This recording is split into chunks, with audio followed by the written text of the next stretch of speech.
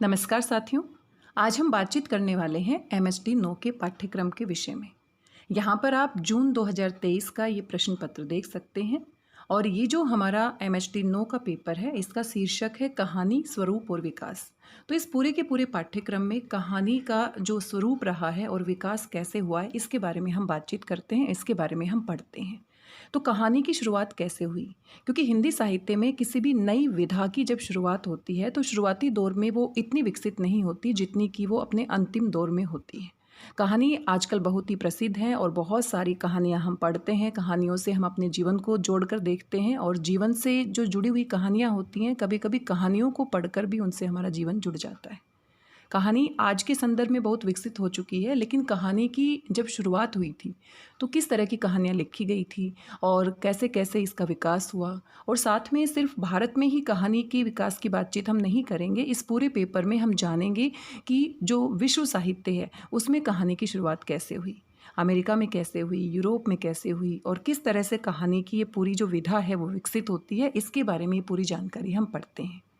साथियों, अगर हम एमए करते हैं, मास्टर डिग्री करते हैं, तो मास्टर डिग्री में जो पाठ्यक्रम होता है बहुत ही गहन होता है, हमें बहुत पढ़ना पड़ता है हम कह सकते हैं। और पूरा साल अगर रेगुलर हम पढ़ते हैं तो हर दिन कुछ ना कुछ नया पढ़ते हैं। कॉलेज में हम जाते हैं, हमारी कक्षाएं होती हैं, वहाँ पर हर रोज़ कुछ ना कुछ सुनते हैं और ये हमारी दिमागी प्रवृत्ति भी होती है। हम कह सकते हैं कि हर रोज़ थोड़ा थोड़ा जब हम सुनते हैं तो उसके ऊपर हम सोचते रहते हैं। अब मान लीजिए आज की कक्षा मैंने कॉलेज में जाकर अटेंड की और वहाँ पर जो भी पढ़ा, अगर मैं घर पर आकर नहीं भी पढ़ती हूँ, वहाँ पर जो मैंने सुना, जो मैंने समझा, वो मेरे दिमाग में चलता रहता है। फिर अगले दिन थोड़ा सा और उसमें जुड़ जाता है, अगले दिन थोड़ा सा और उसमें जुड़ जाता है और इस तरीके से पूरे साल में जो पाठ्यक्रम हम सुनते हैं, पढ़ते हैं, थोड़ा थोड़ा करके हर रोज़ पढ़ते हैं, तो उसको हम आत्मसात करते हुए चले जाते हैं, अच्छे से समझते हुए चले जाते हैं। और जब परीक्षा होती है तो बड़ी आसानी से बहुत सारी बातें पूरे साल के दौरान जब हम कक्षाएं अटेंड करते हैं तो वहाँ से हमें समझ में आ जाती हैं।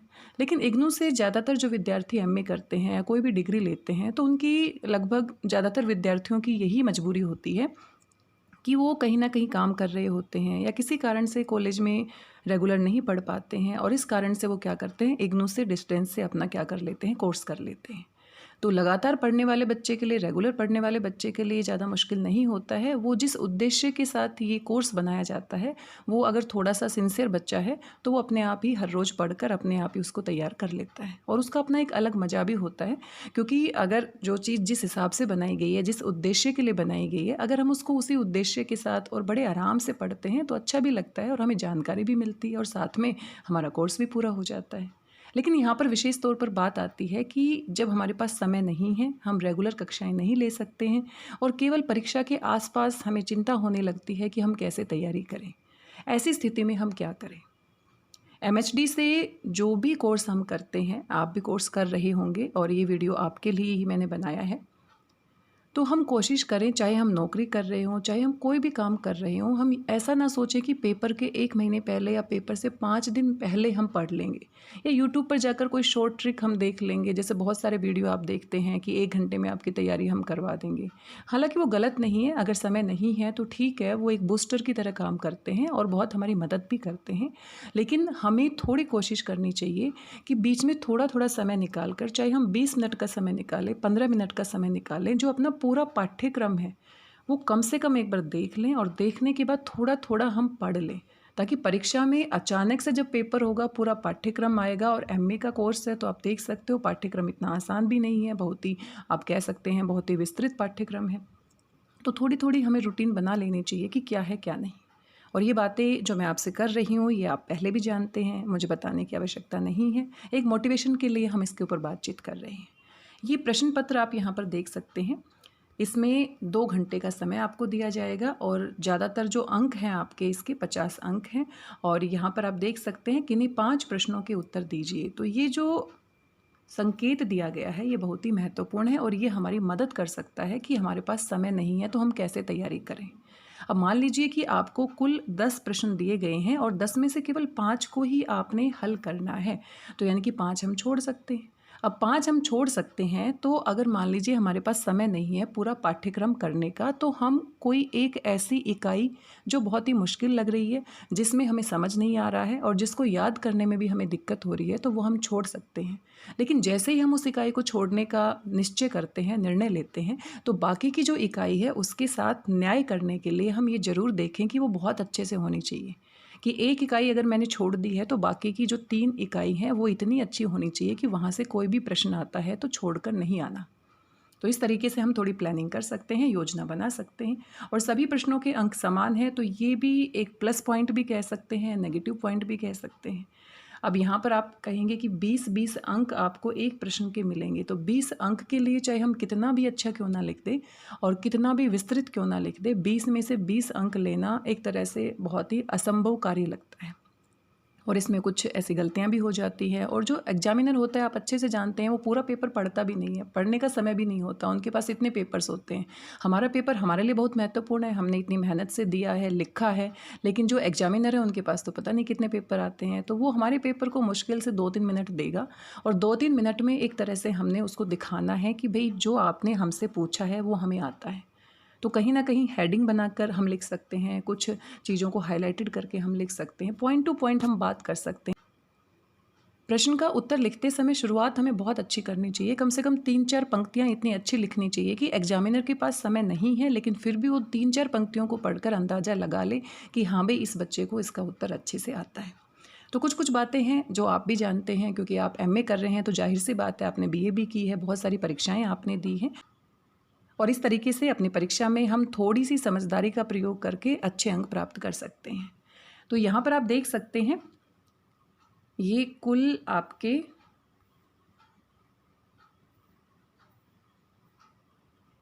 यहाँ पर आप देख सकते हैं कुल आपके 10 प्रश्न दिए गए हैं और 10 में से केवल 5 करने हैं। हर एक प्रश्न के लिए आपके पास यहाँ पर 10 अंक है और अगर ये 100 नंबर का पेपर होता तो एक प्रश्न आपका 20 अंक का होता, तो 10 अंक है तो ये भी बहुत ही विस्तृत उत्तर लिखने वाली बात है। 10 अंक के हिसाब से आपको उत्तर लिखना है और इसी हिसाब से आपको समय भी दिया गया है। तो यहाँ पर सबसे पहली इकाई की अगर हम बात करें तो कहानी के सिद्धांत और स्वरूप की हम बात करते हैं कि कहानी की शुरुआत कैसे हुई, पहले कहानी को क्या कहा जाता था, कहानी का नाम कैसे आया। सबसे पहली इकाई में हम जानेंगे कि कहानी को हम सबसे पहले क्या कहते थे, कथा या आख्यान के रूप में भी इसका नाम प्रचलित था और कैसे इसकी शुरुआत होती है। और उसी से संबंध करके आप यहाँ पर प्रश्न भी देख सकते हैं कि कथा की जो अवधारणा है, कहानी की जो शुरुआत है, पहले कथा इसे कहा जाता था, तो ये किस तरीके से इसका विकास हुआ और क्या स्थिति है, इसके बारे में पूरा विस्तार से आपको बताना है। तो पहली इकाई में जैसे ही आप शुरुआत करेंगे ये सारे प्रश्न आपको मिल जाते हैं। कहानी और पहले लघु कथा के रूप में कहानी प्रचलित थी, तो शॉर्ट स्टोरी आप उसको इंग्लिश में कह सकते हैं। तो कहानी और जो लघु कथा या शॉर्ट स्टोरी है इससे संबंधित करके भी टिप्पणी पूछ ली जाती है, प्रश्न आप यहाँ पर देख सकते हैं। तो पहली जो इकाई है आप उसमें देखेंगे कि पहली इकाई से आपके पास लगभग 3 से 4 प्रश्न मिल जाते हैं। तो पहली इकाई को अगर आप बहुत अच्छे से तैयार कर लेते हैं तो आप देखिए 3 अगर प्रश्न मिलते हैं तो 3 में से 5, अगर आप पहली इकाई की बहुत अच्छे से तैयारी कर लेते हैं और इस तरीके से आप सोचकर चलते हैं कि यहाँ से कोई भी प्रश्न आएगा तो हमें छोड़ना नहीं है, तो 3 प्रश्न आपको सीधे सीधे यहाँ से मिल रहे हैं, यानी कि एक इकाई से आपका आधे से ज़्यादा पेपर हल हो जाता है। तो उसको बहुत अच्छे से आपको करना है और यहाँ से टिप्पणियाँ भी पूछी जाती हैं, प्रश्न भी पूछे जाते हैं।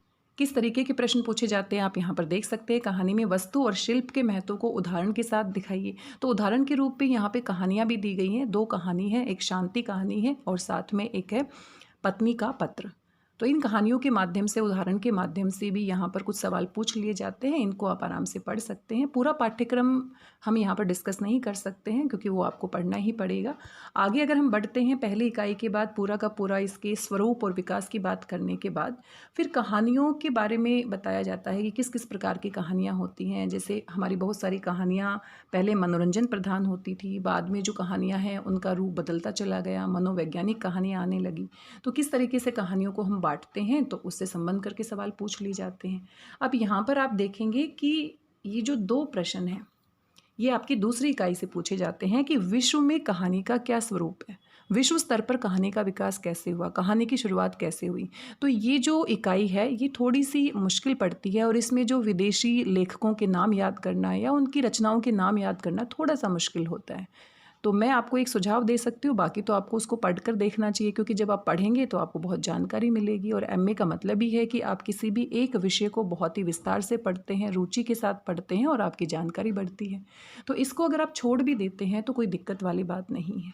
अपनी जानकारी के लिए थोड़ा ऑन सेफ साइड आप इसे पढ़ सकते हैं, ताकि अगर बाई चांस आपको बाकी सवाल नहीं आ रहे हैं और करना भी पड़े तो आप कुछ हिंट लेकर, संकेत लेकर अपने विस्तार को ऑन सेफ साइड आपको एक बार इसे पढ़ लेना चाहिए, थोड़ी सी जानकारी प्राप्त कर लेनी चाहिए। कभी कभी अगर हम कहें, वैसे तो ऐसा होगा नहीं क्योंकि 10 प्रश्न हैं, 10 में से 5 करने हैं, तो बहुत सारे विकल्प हमारे पास होते हैं कि हम बहुत सारे प्रश्नों को छोड़ सकते हैं, लगभग आधे प्रश्नों को छोड़ सकते हैं। लेकिन फिर भी अगर बाई चांस आपको जो सवाल पूछे जा रहे हैं या जिसकी आप तैयारी कर रहे हैं उसमें से अगर आपको नहीं आ रहे हैं और इसमें से आपको अटैम्प्ट करने की नौबत आए, तो आप थोड़ा सा इसमें हिंट लेकर लिख सकते हैं।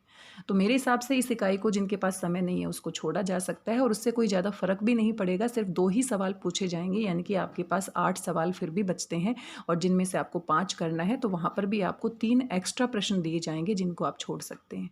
लेकिन एक बात का ध्यान रखना है कि बाकी की जो 3 यूनिट हैं, इकाई हैं, वो आप बहुत अच्छे से कर लें ताकि कोई भी प्रश्न वहाँ से छूटे ना।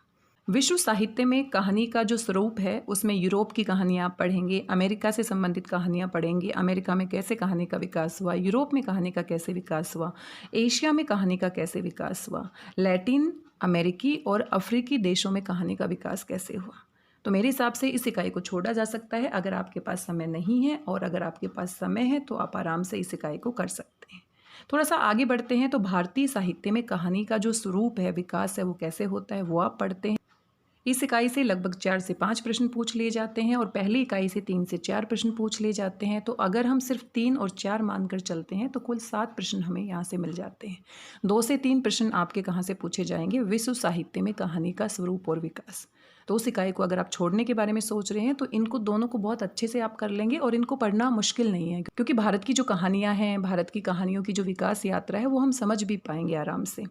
तो भारतीय साहित्य में अगर हम कहानी की बात करें, जहाँ से लगभग 4 से 5 प्रश्न बन जाते हैं, तो भारत में कथा और कहानी का कैसे विकास हुआ, हिंदी साहित्य की पहली कहानियों में किन कहानियों को शामिल किया जाता है, नवजागरण काल में भारतीय कहानियाँ कैसी रही, राष्ट्रीय आंदोलन के दौरान भारतीय कहानियों का स्वरूप कैसा रहा, स्वाधीनता के बाद भारतीय कहानियों का विकास किस तरीके से हुआ।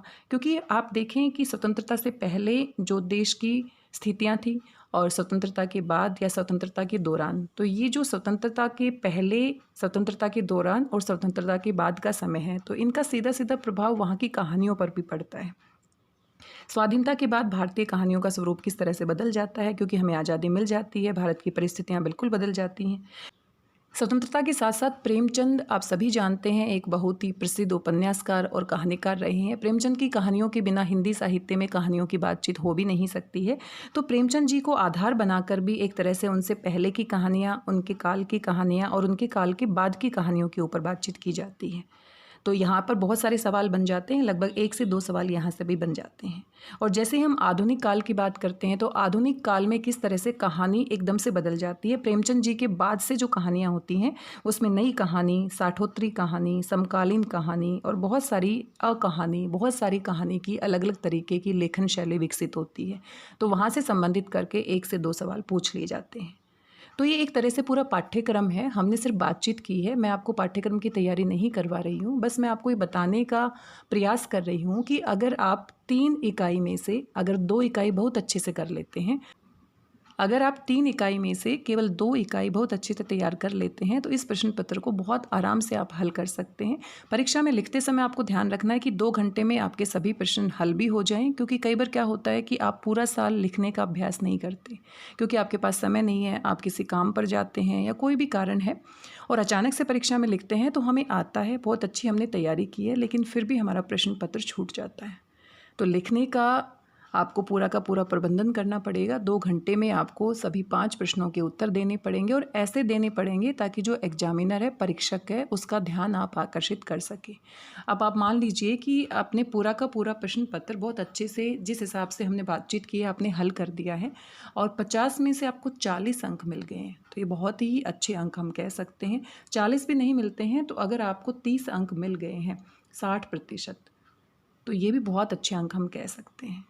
आप एक लक्ष्य निर्धारित कर सकते हैं कि मुझे कितने प्रतिशत अंक चाहिए और किस हिसाब से मुझे अपनी परीक्षा में इनको लेना है। आशा करती हूँ आपको जानकारी अच्छी लगी होगी। जो भी बातचीत मैंने आपके साथ साझा की है वो मेरा अपना ही अनुभव है। जिस समय मैंने एमए किया था इग्नू से, तो उस समय मैं भी काम कर रही थी, अभी भी काम कर रही हूँ, बिल्कुल भी समय नहीं था। लेकिन एक बात का मैंने विशेष रूप से ध्यान रखा कि चाहे मेरे पास समय हो या ना हो, लेकिन लगभग मुझे अपना पूरा पाठ्यक्रम पेपर से पहले एक बार पढ़ लेना है, चाहे समझ आए चाहे समझ ना आए। क्योंकि शुरुआत में अगर हम पढ़ लेते हैं तो हमारे दिमाग में एक तरह से योजना बनती रहती है कि हाँ, इस पूरे के पूरे पेपर में क्या है। तो एमए अगर आप कर रहे हैं, हिंदी से आप कर रहे हैं और एमए प्रीवियस आप कर रहे हैं या फाइनल आप कर रहे हैं, तो पूरा पाठ्यक्रम की एक रूपरेखा आपके दिमाग में तैयार हो जानी चाहिए कि परीक्षा आते आते आप किस तरीके से उसको फिर अंतिम समय में बहुत अच्छी तैयारी के साथ अपने पेपर में उनके उत्तर लिख सकते हैं। तो मैंने शुरुआत से थोड़ा थोड़ा टाइम निकाल कर लगभग सभी कहानियों को पढ़ लिया था, सारे पाठ्यक्रम को एक तरह से देख लिया था। देखना भी बहुत बड़ी सहायता करने वाला बिंदु हम कह सकते हैं, क्योंकि देखने से भी हमारा दिमाग ना उसके बारे में सोचता रहता है। हालांकि समय नहीं है, लेकिन फिर भी हम सोचते रहते हैं कि हाँ, MHD 9 में ये सब हमें पढ़ना है, MHD 1 का पाठ्यक्रम ये है, MHD 2 का पाठ्यक्रम ये है। और ये जो तैयारी है हमारे दिमाग की, वो अपने आप चलती रहती है। तो इस बात का आप विशेष रूप से ध्यान रख सकते हैं। बाकी आप देख सकते हैं, अगर थोड़ा बहुत भी आप पढ़ लेते हैं तो इतनी जानकारी तो आपको पहले से भी होती है। आप BA करके आते हैं, कभी कभी प्रश्नों के उत्तर पूरे हमें याद भी नहीं होते हैं, तो हम अपनी तरफ से बनाकर भी लिख सकते हैं। थोड़ा सा संकेत अगर हमें मिल जाता है, थोड़े से बिंदु अगर हम हाईलाइटेड पॉइंट अगर हम नोट कर लेते हैं, आप अपने खुद के नोट्स भी बना सकते हैं। और मान लीजिए आपने पहली इकाई पढ़ी है, पहली इकाई में आपने देखा कि ये जो बिंदु हैं ये बहुत महत्वपूर्ण है, और अगर मुझे सिर्फ ये बिंदु पता चल जाए तो मैं अपने हिसाब से इसको विस्तार दे सकता हूँ। तो इस तरीके से जो महत्वपूर्ण प्रश्न है, और महत्वपूर्ण प्रश्नों से मुझे याद आया कि आप जो प्रीवियस ईयर पेपर्स हैं, लगभग 5 या 6 साल के आपको ऑनलाइन मिल जाएंगे, आप उनको भी अगर तैयार कर लेते हैं तो उनमें से प्रश्न बार बार पूछे जाते हैं। यहाँ पर आप देख सकते हैं कथा की अवधारणा, बार बार ये प्रश्न पूछा जाता है। आप 5 साल के प्रश्न पत्र उठाकर देखेंगे, हर साल लगभग आपको देखने को मिलेगा। कहानी और शॉर्ट स्टोरी के बारे में हर साल लगभग पूछा जाता है। कहानी की वस्तु और शिल्प के बारे में उदाहरण में एक कहानी आपको पढ़नी है, कहानी का उदाहरण यहाँ पर दिया गया है। और आप देख सकते हैं मनोवैज्ञानिक कहानियों के बारे में, रूस में कहानी का विकास कैसे हुआ, दक्षिण पूर्वी एशिया में कैसे हुआ, अमेरिका में कैसे हुआ, यूरोप में कैसे हुआ। और यहाँ पर देख सकते हैं भारतीय भाषाओं में आधुनिक जो कहानी है उसकी विकास यात्रा क्या है। हिंदी कहानी, हिंदी में विशेष रूप से भारतीय साहित्य में उद्भव और विकास कैसे हुआ। हिंदी साहित्य में कहानी की आलोचना, आलोचना से संबंधित भी यहाँ पर एक प्रश्न पूछा जाता है। इसका टॉपिक भी आपकी पाठ्यपुस्तक में आपको मिल जाएगा। और टिप्पणियाँ पूछी जाती है। तो टिप्पणियाँ जब हम किसी भी टॉपिक को पढ़ते हैं तो वहाँ से हमें जानकारी रहती है, और यहाँ पर आप 5-5 नंबर के हिसाब से टिप्पणियाँ भी लिख सकते हैं। और टिप्पणियों में आपको पूरे अंक मिलने की संभावना होती है, क्योंकि 5 नंबर का एक अलग से प्रश्न बन जाता है, महत्वपूर्ण बिंदु आप लिखेंगे, और 5 नंबर का दूसरा यहाँ पर टिप्पणी लिखनी है। तो इस तरीके से आप अपनी योजना बना सकते हैं। कौन सी बुक से तैयारी की जाए, ये भी एक बहुत महत्वपूर्ण बात होती है जो हमारे दिमाग में रहती है, और हमें बार बार लगता है कि कोई हमें बता दे कि इस पुस्तक से पढ़ लो, इससे आपको 80% मिल जाएंगे या बहुत अच्छे अंक मिल जाएंगे। तो पुस्तक जो इग्नू की पाठ्य पुस्तक है, जो आप ऑनलाइन मंगा सकते हैं पेमेंट कर कर। जब आपका एडमिशन होता है तो वहाँ पर ऑप्शन होता है कि आपको घर पर इसकी हार्ड कॉपी चाहिए या सिर्फ ऑनलाइन आप डाउनलोड कर सकते हैं। तो ये जो पुस्तकें होती हैं जो इग्नू जारी करता है, ये शुरू में पढ़ना बहुत बोरिंग लगता है, वेरी ऑनेस्टली। इसकी जो भाषा होती है थोड़ी सी मुश्किल होती है, हमारे पास समय नहीं होता है, और जब हम पढ़ते हैं तो हम एक तरह से ऊब से जाते हैं। हमें लगता है कि कैसी पुस्तकें हैं, कैसे तैयारी करेंगे, एक तरह से मनोबल गिर सा जाता है। लेकिन थोड़ा सा धैर्य बनाकर इन पुस्तकों को हम ध्यान से पढ़ते हैं तो ये उतनी भी मुश्किल नहीं होती, और बल्कि सारी की सारी बातें यहाँ पर आपको मिल जाती हैं। आप देखेंगे अगर नीरज की जो पुस्तक आप लेते हैं, या गुली बाबा करके कोई पुस्तक है, या और भी बहुत सारे ऑनलाइन नोट्स प्रोवाइड किए जाते हैं, 90%, आप ध्यान से सुनिएगा, 90% जो बातें उन पुस्तकों में लिखी जाती है वो MHD की जो पाठ्य पुस्तक है इग्नू की तरफ से जारी की जाती है, वहीं से ली जाती है। अब बहुत सारे YouTube चैनल पर आप देखेंगे लगभग सारा का सारा 90% से ज़्यादा जो कंटेंट है वो कॉपी पेस्ट होता है इग्नू की जो पाठ्य पुस्तकें होती हैं। तो मेरे हिसाब से इग्नू की पाठ्य पुस्तकें बेस्ट होती है। नीरज की भी बहुत पॉपुलर है। उसमें क्या होता है कि आपको बहुत सारी पुस्तकें उठाने की आवश्यकता नहीं होती, एक छोटी सी गाइड होती है जिसमें शॉर्टकट में सब कुछ दिया होता है। और अगर आप तुलना करते हैं, आप देखेंगे कि MHD की जो पाठ्य पुस्तकों का जो कंटेंट है वो लगभग कॉपी पेस्ट होता है नीरज की पुस्तकों में, कुछ भी अलग नहीं होता, बस थोड़ा सा शब्दों का हेर फेर कर देते हैं, क्योंकि हेर फेर नहीं करेंगे तो कॉपीराइट क्लेम्स आ जाएंगे। और यूट्यूब पे आप देख लीजिए जो भी तैयारी करवाते हैं, ज़्यादातर कंटेंट जो होता है वो थोड़ा बहुत इधर से उधर मिक्स एंड मैच करके बना दिया जाता है कि भाई ये हमारा ओरिजिनल कंटेंट है। तो एमएसटी की जो पाठ्य पुस्तकें हैं सबसे बेस्ट होती हैं, आप उनको मंगवा सकते हैं ऑफलाइन। अगर नहीं भी मंगवा सकते हैं तो ये आपकी अपनी इच्छा है, आप नीरज से पढ़ सकते हैं, गुली बाबा से पढ़ सकते हैं। यूट्यूब पर भी बहुत सारे अच्छे चैनल हैं, वहाँ से भी हमें मदद मिल जाती है, क्योंकि समय नहीं होता है तो जो भी डूबते को तिनके का सहारा हम कह सकते हैं, जहाँ से भी हमें मदद मिलती है वो हमें अच्छा लगता है। कई बार हमारा पढ़ने का मन नहीं करता, बैठने का समय नहीं होता, तो यूट्यूब के वीडियो सुनकर कहीं जा रहे हैं या ऐसे ही हम कुछ काम कर रहे हैं तो सुनकर बहुत सारी बातें हमें पता लग जाती हैं। और हिंदी साहित्य को सुनकर भी बहुत अच्छे से समझा जा सकता है। तो इस तरीके से आप इसकी तैयारी कर सकते हैं। मैंने भी इसी प्रकार से तैयारी की थी, कुछ यूट्यूब से सुनकर तैयारी की थी, कुछ थोड़ा समय निकाल कर खुद से पढ़ा था। हाँ, पेपर के आसपास मैंने बहुत अच्छे से तैयारी की थी। अपनी जितनी भी एमएचडी के द्वारा पाठ्य पुस्तकें मैंने मंगवाई थी वो सारी मैंने बहुत अच्छे से पढ़ी थी, और एक आत्मविश्वास भी आता है। और साथ में एमए सिर्फ हमें डिग्री के लिए नहीं करनी है। ठीक है, डिग्री बहुत महत्वपूर्ण है, लेकिन जब आप उसको पढ़ते हैं और जो जानकारी आपको मिलती है, जो ज्ञान आपको मिलता है, उससे जो संतुष्टि मिलती है, उसके आगे जो आपकी डिग्री है वो भी फेल हो जाती है। तो अगर आप एमए करते हैं, आप हिंदी साहित्य को पढ़ते हैं, बहुत सारी नई नई बातें आप जानते हैं, तो जो आत्म संतुष्टि होती है वो भी एक चीज़ होती है।